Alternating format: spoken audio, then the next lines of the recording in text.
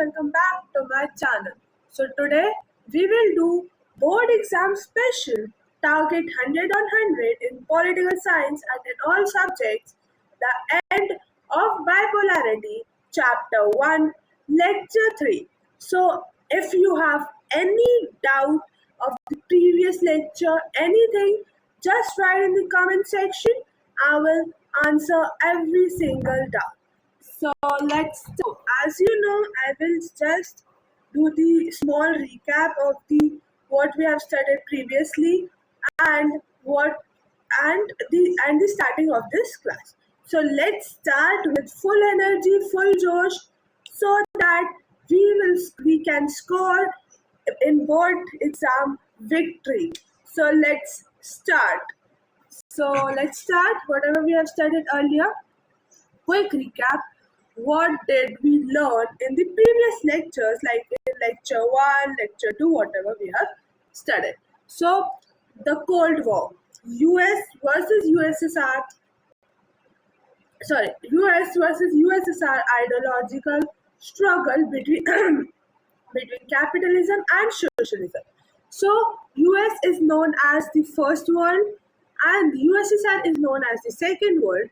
And okay, so now why US is known as the first world? See, we have in lecture 1, I think so. With the cartoon analysis, I have taught you the concepts, the terminologies, 10 terminologies I have taught you. So in the last in the so there is first world. First world means कि who believe in 19th and 20th century, who believed in capitalism, known as first world. So that's why we are telling first world to USA. And second world means who believe in socialism, means socialist government, is known as in 19th and 20th century is known as second world. Okay, so about so the Cold War, the war of ideologies, not the shoo war. Okay, like that. Like अभी जो हो रहा है ना Iran और America का hot war, वो नहीं होता, वो यूएसए और यूएसएसआर के बीच नहीं हुआ था, वो कोल्ड वॉर हुआ था, मीन्स आइडियोलॉजी का वॉर, थिंकिंग का वॉर. ठीक है. तो क्यूबन क्राइसिस क्या होता है? The peak of military tension that almost led to a nuclear. इसका मतलब है अगर वो न्यूक्लियर वॉर पे कन्वर्ट हो जाता, हॉट वॉर जो कोल्ड वॉर था वो न्यूक्लियर वॉर पे हो जाता, तो दोनों कंट्रीज तबाह हो जाती, यूएसए भी और यूएसएसआर भी. ठीक है. तो इसलिए अच्छा है नहीं हुआ. ठीक है. और जैसे अभी चल रहा है ईरान और अमेरिका का वॉर, वो हॉट वॉर खेल जाएगा. ठीक है. मतलब वो वेपन्स का वॉर हो रहा है, हुई हा इसका वॉर हो रहा है, और उनका बातों का वॉर हो रहा है. नहीं तू ऐसी है, नहीं तू ऐसा है, ऐसी वॉर हो रही है. ठीक है. आइडियोलॉजीज की वॉर हो रही है. ठीक है. तो डिटरेंस मतलब logic of deterrence prevented on all global conflict. ठीक है. तो हमने कल ये देखा कि जो यूएसएसआर है, देखो कल हमने पढ़ा था, पॉलिटिकल साइंस ही पढ़ा था. ठीक है. तो कल हमने देखा कि yesterday हमने देखा था, क्या देखा था हमने, याद है किसी को? देखो yesterday हमने ये देखा था, मैं आपको एक स्टोरी के फॉर्म में बता रही हूँ, तो just imagine or make fit in your mind. Okay, so देखो अब क्या हुआ. यूएसएसआर आया कब? जब रेवोल्यूशन आया 1917 को. यूनियन सोवियत तब आई जब रेवोल्यूशन. रशिया तब आया जब रेवोल्यूशन हुआ 1917. सॉरी, यूएसएसआर है ना. यूएसएसआर जब आया जब रेवोल्यूशन हुआ 1917 को. तो 1917 को रेवोल्यूशन इसलिए हुआ क्योंकि वहां पे किंग का राज था, मतलब मोनार्की थी. वहां पे मोनार्की थी, तो लोग प्रोटेस्ट कर रहे थे कि उन्हें सोशलिस्ट चाहिए. मीन्स उन्हें गवर्नमेंट का रूल चाहिए कि जिससे उन्हें इक्वालिटी मिल जाए, मतलब वो इक्विटेरियन सोसाइटी पे रहना चाहते थे। ठीक है, तो जब उन्होंने प्रोटेस्ट किया और जब जो किंग था वो ओवरथ्रोन हो गया, मतलब वो बाहर हो गया, तो सोशलिस्ट गवर्नमेंट आई। फिर कम्युनिस्ट के साथ कम्युनिस्ट गवर्नमेंट आई। कम्युनिस्ट गवर्नमेंट ने बोला, क्या बोला कम्युनिस्ट गवर्नमेंट ने कि देखो, अगर मतलब कोई भी गवर्नमेंट ऑपोजिशन में या कोई भी गवर्नमेंट कम्युनिस्ट गवर्नमेंट के सोशलिस्ट गवर्नमेंट के अलावा नहीं आएगी, उसने ये बोला। और हमने ये देखा कि जो सेकेंड वर्ल्ड वॉर था, मीन्स वो हिटलर का जो वॉर जो हिटलर का वॉर था, सेकेंड वर्ल्ड वॉर, वो चाहता था कि वो रशिया पे अटैक करे।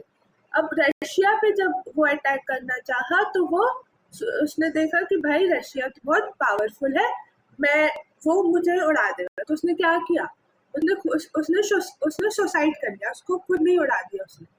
तो इसका क्रेडिट किसको जाता है? रशिया को। जब रशिया को इसका क्रेडिट जाता है तो रशिया ने जो उसकी 8 नेशंस जो उसने हिटलर ने अपने कब्जे में लिए थे, जैसे पोलैंड हो गया, अल्बेनिया और क्या था वो यूगोस्लाविया, और ये सारी कंट्रीज जो थी, जो 8 जो नेशंस थे जो उसने हिटलर ने अपने कैप्चर में लिए थे, वो सब रशिया ने चुराकर यूएसएसआर में जोड़ दिए। ठीक है, यूएसएसआर में क्या करा, जोड़ दिए। अब जो यूएसएसआर में अब उसने जोड़ दिए, ठीक है, हिटलर तो मर गया। अब क्या हुआ, फिर जो वो गवर्नमेंट आई, कौन सी गवर्नमेंट? कम्युनिस्ट गवर्नमेंट और सोशलिस्ट गवर्नमेंट, जिसने बोला कि no other form of government, no other form of political party, no opposition, nothing except कौन? Except the socialist government. ठीक है, और कोई गवर्नमेंट नहीं आएगी। फिर हमने कल देखा कि यूएसए और यूएसएसआर ने दोनों ने एक क्या बोलते हैं, एक ग्रुप बनाया था। ग्रुप का नाम था, इसका यूएसएसआर के ग्रुप का नाम था वॉर्सो पैक्ट, जो 1955 में था। डेट याद रखना, Warsaw pact 1955, it's very important, can be asked in MCQs, है ना। एंड जो यूएसए है उसका वो कौन था, मतलब उसका ग्रुप का नाम था नेटो। ये तब पूछा नहीं जाएगा, बस नाम अगर पूछा गया तो पूछा गया, नहीं तो फिर नहीं पूछा जाएगा। ठीक है, इसका ईयर भी याद रखने की जरूरत नहीं है। ठीक है, इतना समझ में आई, हमने कल पढ़ा था, इसके क्वेश्चन आंसर्स भी हमने कल किए थे। तो अगर आपको समझना है तो अच्छे से समझना है तो कल की क्लास में देख लेना, मतलब कल की क्लास में देख लेना, क्योंकि मैं यहाँ आगे स्टार्ट करूँगी। अगर कोई भी डाउट है किसी भी उससे रिलेटेड, तो प्लीज आप नीचे कमेंट सेक्शन में लिख देना, I am ready to solve any doubt, फालतू डाउट नहीं, सब्जेक्ट और कुछ भी प्रॉब्लम आ रही है, कुछ भी आ रहा है तो let's okay. So the Berlin wall stood for 28 years, was a symbol of division. Its fall in 1989 wasn't just about Germany, it was the beginning of a new world order. Historical perspective, ये हमने कल Berlin wall पढ़ा था।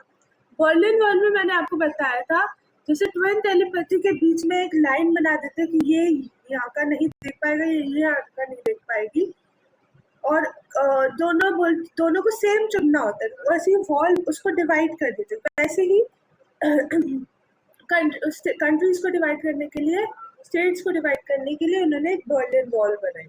अब देखते हैं वो Berlin wall, ये अभी पढ़ेंगे, रुक जाओ। ठीक है, तो what was the Soviet system? Soviet system क्या है वो देखते हैं पहले। So, the socialist ideal formed after the 1917 Russian Revolution, aiming to create an egalitarian society. Egalitarian society means equal society by opposing capitalism. Capitalism नहीं चाहिए था उन्हें, प्राइवेट प्लेयर का वो नहीं चाहिए था उन्हें, सोशलिज्म चाहिए था। ठीक है, फिर देखा core structure, abolished private property, primacy to the state and communist party, primacy to the state मतलब government and the communist party, centrally planned economy, उन्होंने अच्छे से सेंट्रली प्लान्ड इकोनॉमी दी। अगर आप यूएसएसआर में देखोगे ना तो मतलब जहाँ को बैकवर्ड जहाँ चीज़ें हैं वहाँ पे भी इतनी अच्छी अच्छी रोड्स बनी हुई दिखेंगी ना, रिमोटेस्ट से रिमोटेस्ट एरिया में भी इतनी अच्छी रोड्स बनी है ना, तो आप कहीं भी चल जाओ आपको रोड्स बहुत अच्छी रहेंगी। तो ठीक है, अब वाई वॉज देखो, यूएसए भी सुपर पावर था, यूएसएसआर भी सुपर पावर था। क्यों? Industrial growth, produced everything from pins to car. ये हमने कल पढ़ा था कि जो यूएसएसआर था वो मतलब उसका पॉजिटिव क्या था, उसके पॉजिटिव ये है उसके पॉजिटिव्स है कि उसके पॉजिटिव्स क्या थे, मतलब हर इंसान के कुछ पॉजिटिव्स और कुछ नेगेटिव होते हैं, मीन्स कुछ एडवांटेजेस और कुछ डिसएडवांटेजेस होते हैं। जैसे मेरा कुछ पॉजिटिव होगा कुछ नेगेटिव होगा, आपका कुछ पॉजिटिव होगा कुछ नेगेटिव होगा। ठीक है, तो वैसे सारी चीज़ों के कुछ सारी चीज़ों के कुछ पॉजिटिव कुछ नेगेटिव होते हैं। तो वैसे ही इसके कुछ पॉजिटिव थे, उसके भी कुछ नेगेटिव थे। तो यूएसएसआर के पॉजिटिव्स क्या थे कि वो पेन से कार तक मतलब एक छोटी से छोटी चीज़ या बड़ी से बड़ी चीज़ वो सब प्रोवाइड कर रहा था। चाहे वो उसको खाना ले लो, 2 वक्त की रोटी मिल रही थी लोगों को, लोग काम करने जा रहे थे। यूएसएसआर में रिसोर्स रिच था, वहाँ पे ऑयल, स्टील, सारे आयरन और ये सारी वास्ट नेटवर्क्स था ऑफ आयरन स्टील। ठीक है, और ये जो गवर्नमेंट को ये एम्प्लॉयमेंट भी प्रोवाइड कर रहा था लोगों को कि लोग आए काम करें और पैसे लेकर अपना घर बनाए या घर का पेट पाले। और ये भी था कि वो एक लिविंग स्टैंडर्ड मेंटेन करके चल रहे थे, मिनिमम लिविंग स्टैंडर्ड। ठीक है, और वो हेल्थ केयर, हर चीज़ पे हेल्थ केयर, एजुकेशन, हर चीज़ पे वो ध्यान रखते थे। ठीक है, तो इसलिए यूएसएसआर सुपर पावर था। ठीक है, अभी ये सब USSR, the 15 republics of the USSR, USSR के अंदर 15 कंट्रीज थी जो रिपब्लिक। ठीक है, अब देखो, डोमिनेंट स्टेट रशिया था, स्लोविक कोर यूक्रेन और बेलारूस था, सेंट्रल एशिया कजाक, किर्गिज, तोजिक, तुर्कमन और उज़्बेक, और Baltic and others America, Georgia, Latvia. जो डोमिनेंट, देखो अब मैं आपको ये बताऊं, जो रशिया था जो यूएसएसआर था ना, वो रशिया को ही सबसे, जैसे अगर हम आज की स्टेट में देखें, मैं आपको मैं बोला था ना, मैं रियल लाइफ से थोड़ा मैच करके बताऊंगी कि आपके दिमाग में वो अच्छे से फिट हो जाए। तो जैसे हम आज के टाइम देखते हैं कि जैसे घर की बात कर लो, ठीक है, मम्मी अगर एक बच्चे को सबसे ज़्यादा, मम्मी के 2 बेटे या 2 बेटियां, एक बेटा एक बेटी है। ठीक है, तो अगर मम्मी सबसे ज़्यादा एक बेटे को प्यार करती है जो सबसे छोटा है, तो आपको लगता है कि मम्मी मुझे प्यार नहीं कर रही, या जब मम्मी आपको प्यार कर रही होती है, अटेंशन दे रही होती है, तो उसको लगता है कि मम्मी मुझे प्यार नहीं कर रही है ना। तो वैसे ही इनको लगा कि जो यूएसएसआर में जो गवर्नमेंट थी वो फेवर कर रही थी रशिया को, तो सारी नेशन, सारी कंट्रीज को लगा कि ये हमको नहीं अटेंशन दे रहे, ये हमको नहीं दे रहे। ठीक है, तो लोगों ने प्रोटेस्ट करना चालू कर दिया। अरे चेंज हो गया, हाँ चेंज हुआ ना। ठीक है, तो इकोनॉमिक स्टैग्नेशन हो गया था लेट 1970s में। क्या हुआ था वो मैं बता रही हूँ। टाइमलाइन 1960 से 1985, production log versus West, while military spending rose, consumer needs were ignored, leading to food imports. इसमें ये हुआ था, देखो मैं आपको बताती हूँ, जब इसमें हमने पॉजिटिव्स पढ़े इसके कि पेन से कार्ड्स था कि हमें सब प्रोवाइड कर रहा है, 2 वक्त की रोटी दे रहा है, एम्प्लॉयमेंट दे रहा है, हेल्थ और एजुकेशन पे ध्यान दे रहा है, vast networks of iron steel और क्या iron steel oil vast network है। पर जो ये चीजें थी ना, जो मतलब पेन से कार्ड तक कि हमें सब दे रहा है, दे तो रहा था, पर वो धीरे धीरे धीरे धीरे धीरे धीरे जाकर रुकती गई। ठीक है, मैंने आपको नेगेटिव भी बताया ना, वेट फॉर अ मिनट, पहले वो नेगेटिव्स पढ़ेंगे हम, शायद वो नेगेटिव नहीं लिखे यार, shit.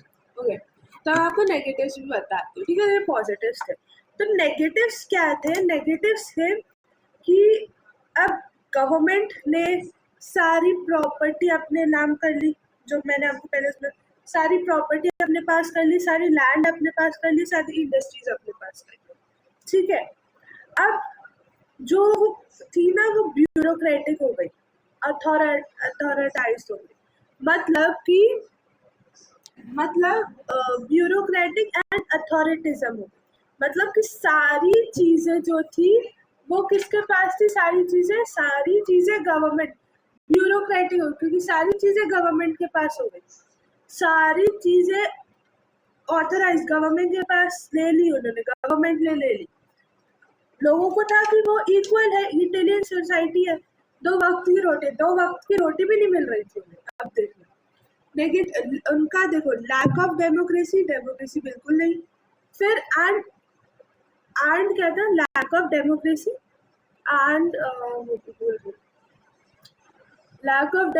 And absence of freedom of speech. कोई कुछ बोल नहीं सकता, अगर कोई किसी ने कुछ बोला वो टपक गया, ऐसा था। ठीक है, फिर मोस्ट जो भी इंस्टीट्यूशंस थे ऑफ द सोवियत स्टेट, उनको रिफॉर्म्स चाहिए थे, तो most institutions of the Soviet states needed reforms. ठीक है, तो ये सब उसके नेगेटिव्स थे, और ये जो लिखे हैं सामने वो उसके पॉजिटिव्स है। ओके, सो अगर हम आगे बढ़े तो, और हाँ, इसी से जो है ये जो देखो, एक तो वो हम आगे पढ़ेंगे। ठीक है, तो क्या हुआ, उसकी वजह से ये ब्यूरोक्रेटिक हो गया वो पूरा देश, ऑथोरिटेरियन हो गया, lack of democracy, absence of freedom of speech, किसी ने बोला वो टपक गया, और फिर some institutions of the Soviet states need reforms. तो जो नेगेटिव चीजें थी ना, इनको उन्होंने सुधारा भी नहीं। ठीक है, और ये लोग ये छोड़ते गए, मतलब ये धीरे धीरे धीरे धीरे धीरे धीरे आकर खत्म हो गए। ठीक है, अभी देखते हैं और आगे। ठीक है, तो late 1970s while military spending rose, consumer needs were ignored, leading to food export. अब क्या हुआ, जो कंज्यूमर नीड्स थी, जो लोगों की नीड्स थी कि भाई खाना दो, वो धीरे धीरे जाके खत्म हो गई। वो जो था वो मतलब यूएसएसआर डिफेंस पे काम करने लग गया। यूएसएसआर डिफेंस पे काम करने लग गया, जो मैं अभी आपको पढ़ाऊंगी ना, द अफगानिस्तान इन्वेजन 1979। जो अफगानिस्तान इन्वेजन 1979 में हुआ, वो मैं जो अभी देखो ये बता रहा। The USSR invaded Afghan to protect a friendly communist government. This decision the Vietnam of the Soviet Union. ये दिख रहा है आपको? अरे ये दिख रहा है, ये अफगान है। ठीक है, तो ये जो यूएसएसआर है ना, कहाँ गया यूएसएसआर? आर्मी यहाँ भेजने लगा। ठीक है, तो वो डिफेंस पे ज्यादा खर्च करने लगा। जब वो आर्मी यहाँ भेज गया, तो आर्मी की रहने की जगह, आर्मी का खाना, आर्मी जो करती है वो, उसका जो भी वेपन्स है वो खरीदना, वो सब करना, उसमें बहुत पैसे डुबाने लग गया, खराब करने लग गया। जो पैसे उसको लोगों के खाने में लगाने या इसमें लगाने चाहिए, वो डिफेंस में लगा रहा था, ठीक है। जिससे जो कम्युनिस्ट क्यों लगाया था कि जो अफगान की कम्युनिस्ट गवर्नमेंट है वो इन्वेड हो जाए, प्रोटेक्ट हो जाए और हमसे फ्रेंड बन जाए। तो drain resources and human lifes, drain कर दी उसने resources, human lifes, worsened global reputation, accelerated internal collapse. खाना गया। अब वो क्या कर रहा है, वो ज़्यादा इम्पोर्ट बुलवा रहा है और कम एक्सपोर्ट करवा रहा है। अगर आप ज़्यादा बुलवा रहे हो और कम एक्सपोर्ट कर पा रहे हो तो आप घाटे में जा रहे हो, ठीक है। और अगर आप ज़्यादा बुला के ज़्यादा एक्सपोर्ट करवा रहे हो तो आप प्रॉफिट में जा रहे हो, ठीक है। तो अब आप ज़्यादा बुलाकर कम एक्सपोर्ट कर रहे हो, ज़्यादा इम्पोर्ट कर रहे हो, तो आप उससे घाटे में ही जा रहे हो। तो वो बाहर से खाना मंगवाने लगा, बाहर से डिफेंस और ये सब चीज़ें मंगवाने लगा, तो जिससे वो घाटे में ही चला गया।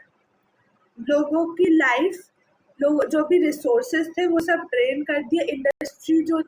जो इंडस्ट्रीज थी जो उसने गवर्नमेंट ने अपने उसमें कर रखी थी कब्जे में, वो सब कोलैप्स होने लगी। इम्पोर्ट इंक्रीज, इकोनॉमी कम होने लगी, इकोनॉमी रिड्यूस, क्योंकि डिफेंस की वजह से उसने ज़्यादा पैसा डिफेंस में खर्च किया, ठीक है। तो यूएसएसआर की ये सारी चीज़ें नेगेटिव है, ठीक है। तभी लोगों ने प्रोटेस्ट किया। लोग नहीं चाह, अब देखो, अब हम ओवरव्यू पढ़ेंगे, ठीक है। तो अभी हम ओवरव्यू पढ़ेंगे। इसके बाद मैंने आपको बोला था ना कि ये चीज़ पढ़ लो, एक पेज पढ़ लो, फिर हम इसके बाद ओवरव्यू पढ़ेंगे। क्यों बोला? क्योंकि पहले अगर आपको ये समझ, देखो ओवरव्यू अगर आप पहले पढ़ोगे तो आप बहुत कंफ्यूज हो जाओगे। पहले अगर आप ये समझ ले तो ओवरव्यू तो इस चुटकियों का काम कि आप समझ ही जाओगे, 100% श्योर कि आप समझ जाओगे। इतना अगर आपको समझ में आ गया, understood, all clear, okay. So let's move on. Okay, so this is the years you must remember, and then okay, so मैंने overview में डाला इसमें, ठीक है। तो मैं ओवरव्यू ना ऐसी बुक से समझा देती हूँ आपको। बर्लिन वॉल से रिलेटेड है ओवरव्यू भी, बुक से ही करवा दूँ तो बेहतर है, ठीक है। तो इसमें क्या लिखा है, the Berlin wall which had been built at the height of the Cold War and was its greatest symbol, was toppled by the people in 1989. Date is very important. याद रखना कि बर्लिन वॉल एक great symbol है 1989 का, ठीक है। I think so Berlin Wall गिरी थी 1989। हाँ, जो बर्लिन वॉल का फॉल हुआ था 1989 में। अब देखो मैं आपको बताती हूँ, पीछे हो गया, ठीक है। देखो ये, अरे बार बार किससे आ रहा है, ठीक है। ये है, ये इसको दो पार्ट में बांटा गया है, ठीक है। किसको दो पार्ट में, ये दो पार्ट, अरे हाँ, ये दो पार्ट में बांटा गया, ठीक है। इसको थोड़ा नीचे बना देती नहीं तो फिर से वो ये है, इसको दो पार्ट में बांटा गया। एक हमने देखा था ना, जर्मनी दो पार्ट में बांटा गया था, मतलब एक कैपिटलिज्म, मतलब एक यूएसए के पास और एक यूएसएसआर के पास, ठीक है। तो ठीक है, अब तो जर्मनी एक तो कैपिटलिज्म, जर्मनी एक तो कैपिटलिज्म के पास और एक तो ये कैपिटलिज्म और ये यूएसएसआर के पास, ठीक है। अब मुझे कलर भी नहीं दिख रहा है, क्या, ठीक है। अब ये जो बर्लिन वॉल थी ना, ये बर्लिन वॉल इसमें आती थी, मीन्स बर्लिन वॉल कहाँ आती थी, बर्लिन वॉल यूएसएसआर में आती थी, मतलब किस में आती थी, सोशलिज्म यूएसएसआर में आती थी, सेकेंड वर्ल्ड में आती थी, तो उसको भी डिवाइड कर दिया ऐसे।